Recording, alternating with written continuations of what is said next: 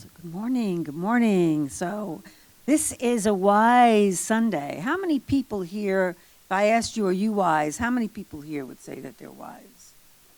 Oh, well, we all should raise our hands because we're all wise. Within each of us is a wise person. When I was first told that, which was probably 30 years ago, I was seeing a therapist and she was teaching me meditation and she talked about going within and connecting with this wise being that was in me. And I thought, she's crazy. I have never made a good choice in my life. I don't know how she could call me wise. Stupid, maybe. A fool, maybe. Wise was just not a word I associated with myself. But then she explained that we all have wisdom within us. So we're in the 12 powers, and each power is a faculty that we all have.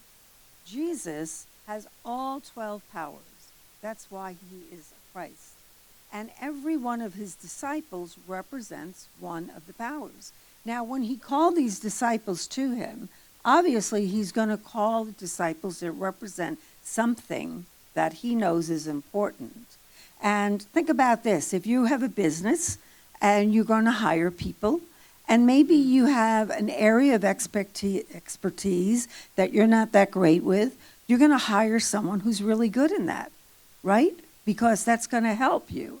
We're always going to look for people that can help us. And so he called all these disciples together, and together, all of these faculties is the Christ. And so wisdom is one of the faculties. We talked about faith, and we talked about strength, and we talked about wisdom.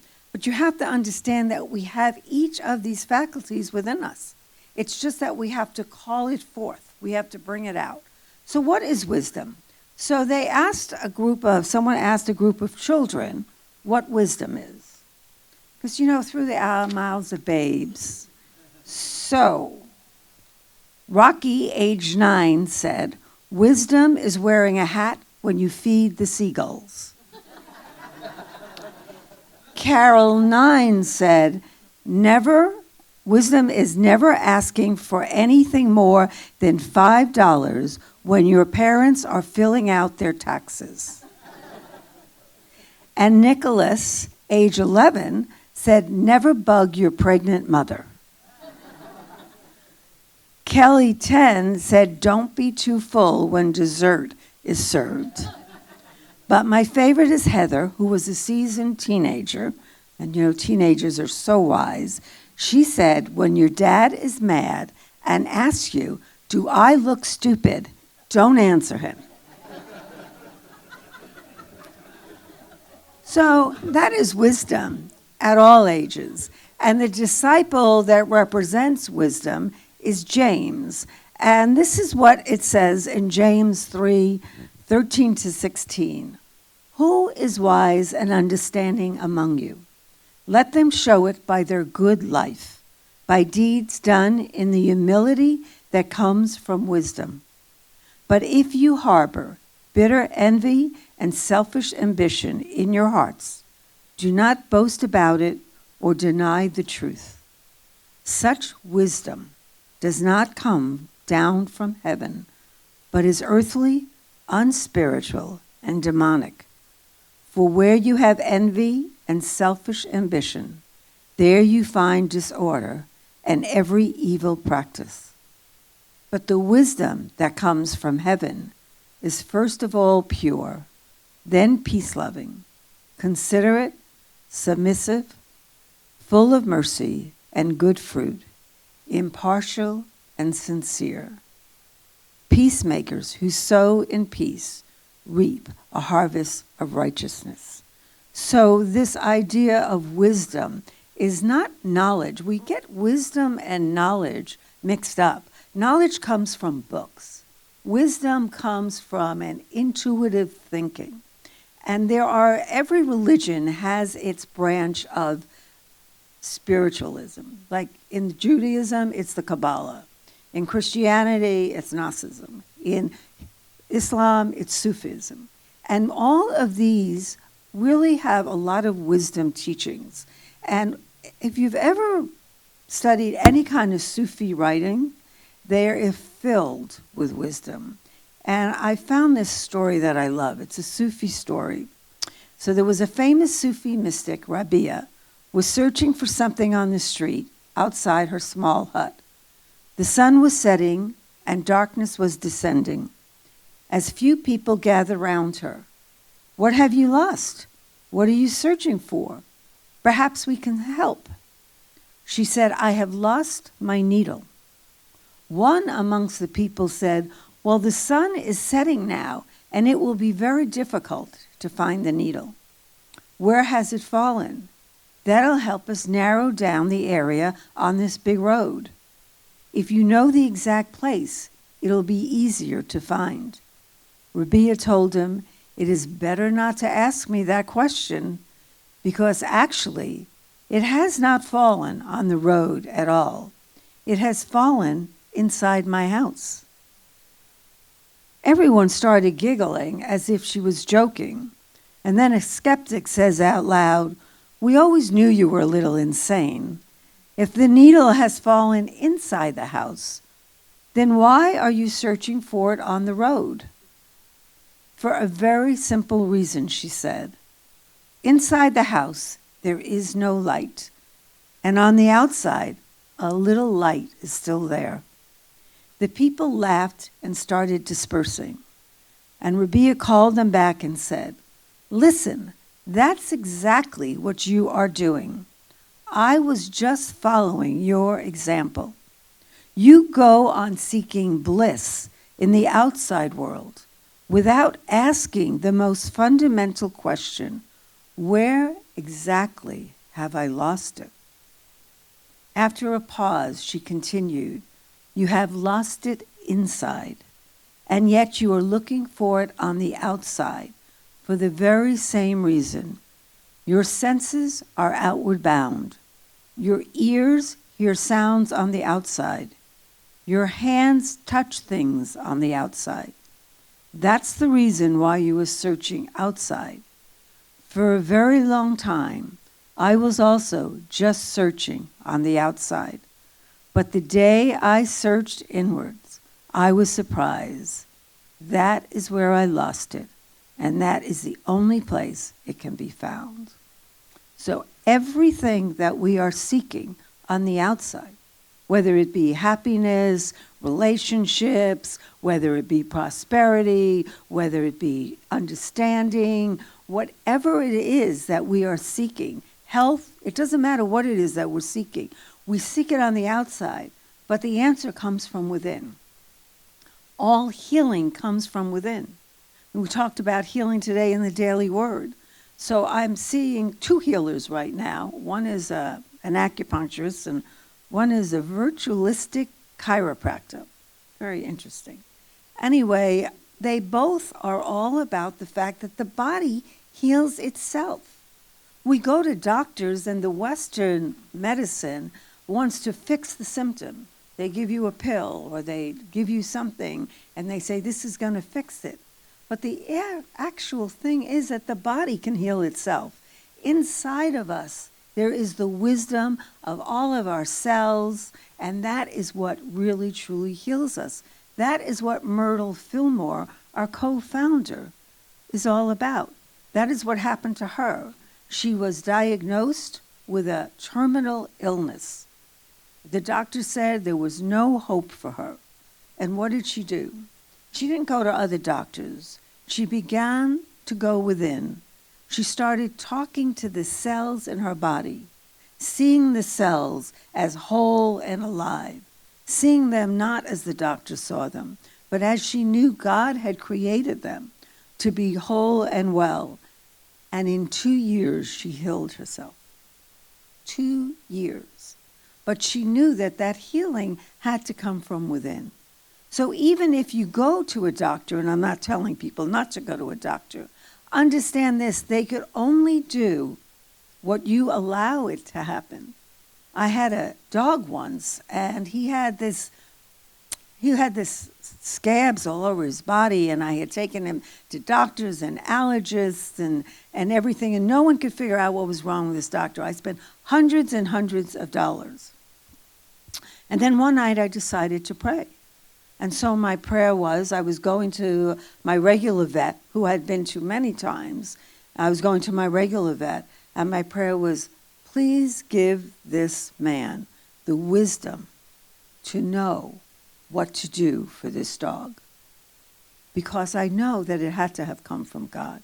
And so the next day I take the dog to the vet, and the vet says to me, out of the clear blue, he goes, I think it's thyroid. And I said, but you tested for thyroid. He says, I just think it's thyroid. So I'll tell you what we're going to do.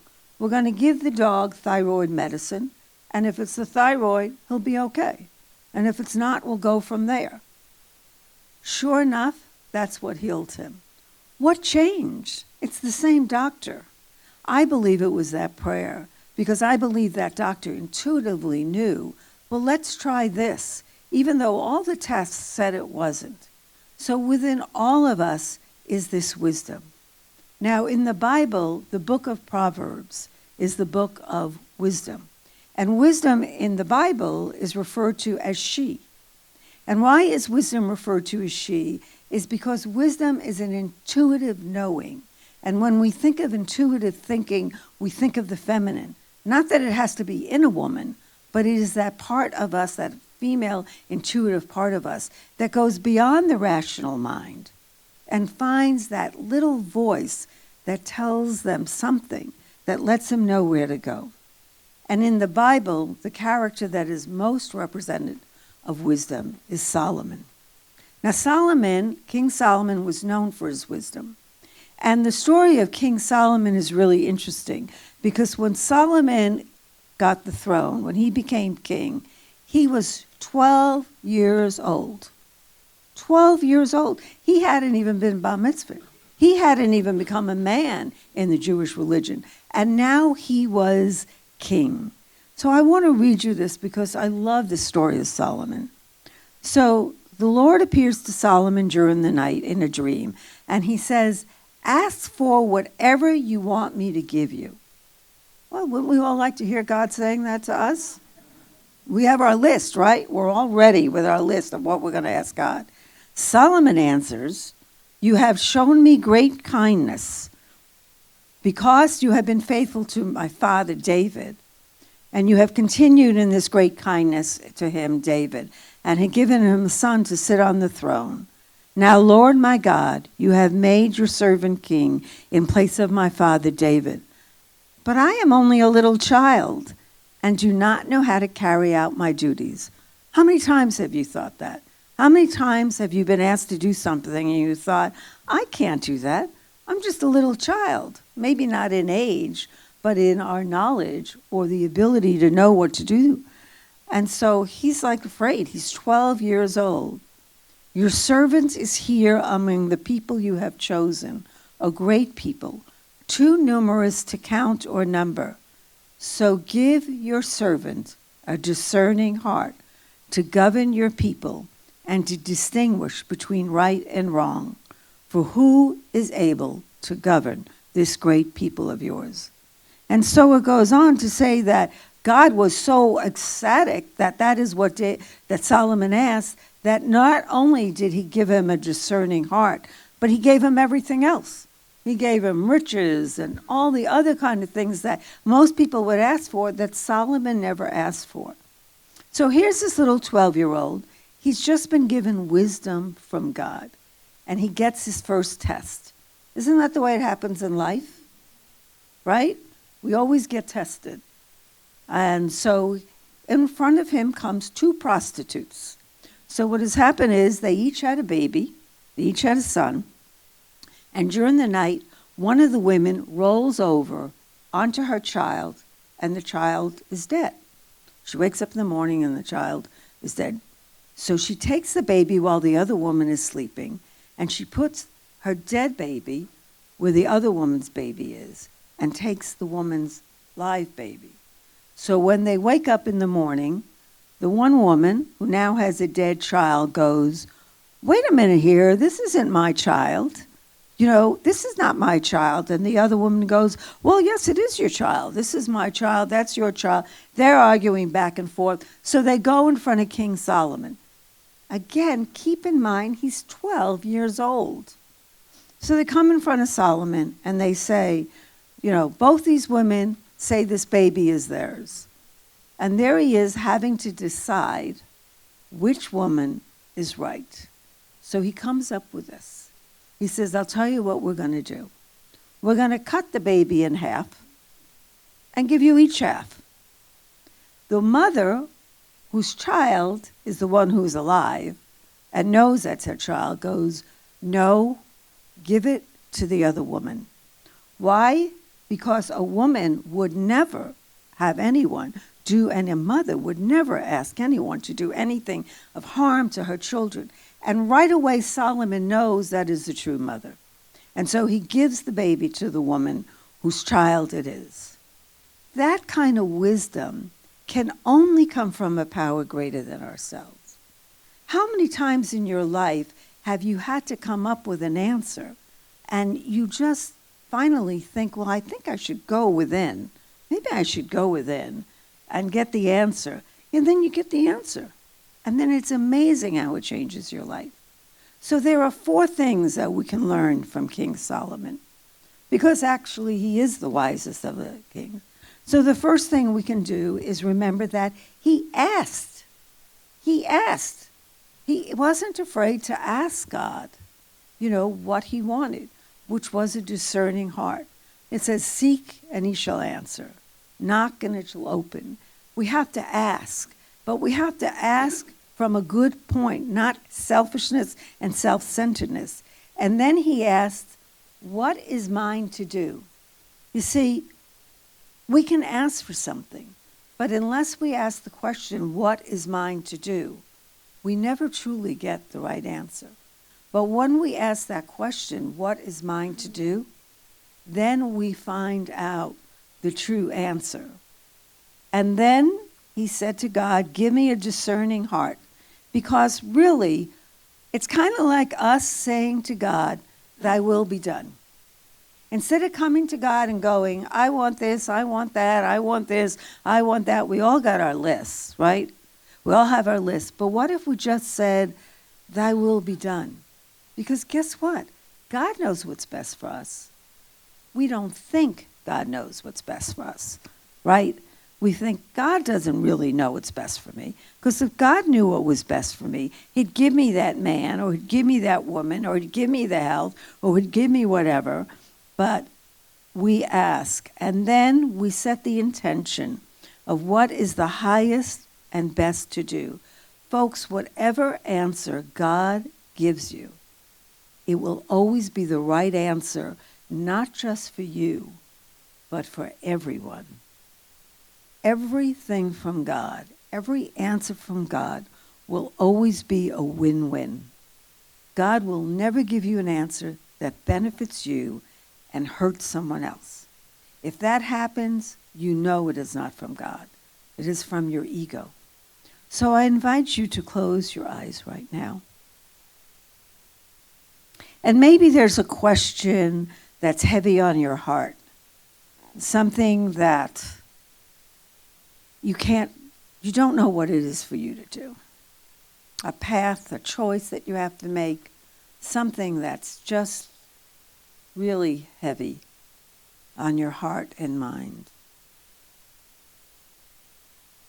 I want you first to take a few deep breaths. And with each breath, begin to feel the body get lighter and lighter.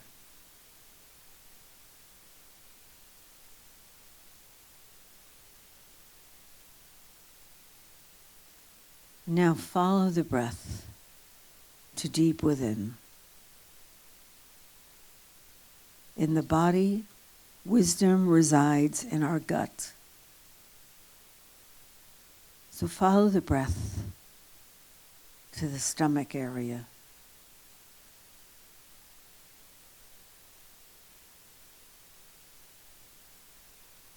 And ask God, what is it? What do you want me to do?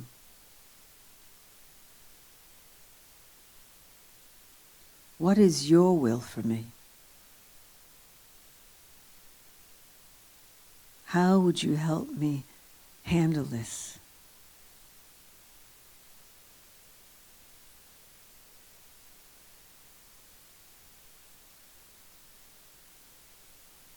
And then just say, God, your will be done. I am your humble servant. I am here to serve. Show me what it is that you would have me do. Not just for my benefit, but for the benefit of all those involved.